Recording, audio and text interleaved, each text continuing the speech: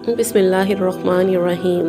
اس وقت ہم موجود ہیں جی مدینہ منورہ میں، حضور اکرم صلی اللہ علیہ وسلم کے پیارے شہر میں، اور یہ جو باغ آپ دیکھ رہے ہیں کھجوروں کا، یہ حضور اکرم صلی اللہ علیہ وسلم نے اپنے ہاتھوں سے لگایا تھا، اور اسی باغ کو سلیمان فارسی کا باغ کہا جاتا ہے۔ حضرت سلیمان فارسی فارس کے رہنے والے تھے، اور ان کے باپ دادا پوجا کیا کرتے تھے آگ کی، اور انہوں نے جب آگے گئے اور انہوں نے تورات اور انجیل پڑھی تو انہیں پتہ چلا کہ آخری نبی آنا ہے۔ وہ جب اس علاقے میں پہنچے تو ایک یہودی کے پاس قید ہو گئے اور ان کے غلام بن گئے۔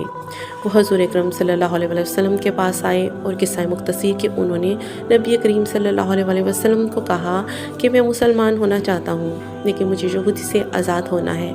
تو حضور اکرم صلی اللہ علیہ وسلم نے جب یہودی سے یہ دریافت کیا کہ انہیں آزاد کرنے کا کیا معاوضہ لوگے، تو کہنے لگا کہ ایک جگہ ہے میرے پاس، اور وہاں پر آپ 360 کھجوروں کے درخت لگا دیں، اور جب وہ پھلدار ہو جائیں تو میں اسے آزاد کر دوں گا۔ یہودی کا خیال تھا کہ 10-12 سال تو لگ جائیں گے، تو ٹھیک ہے۔ تو حضور اکرم صلی اللہ علیہ وسلم نے صحابہ کو کہا کہ جاؤ اور 360 کھڈے کھودو، اور جب کھڈے کھود دیے صحابہ نے تو حضور اکرم صلی اللہ علیہ وسلم تشریف لائے اور ایک ایک پودا لگانے لگے، اور پچھلے پودے جوان ہوتے گئے۔ یہ دیکھ کر یہودی مسلمان ہو گیا۔ حضرت سلمان فارسی کو بھی انہوں نے آزاد کر دیا۔ سبحان اللہ۔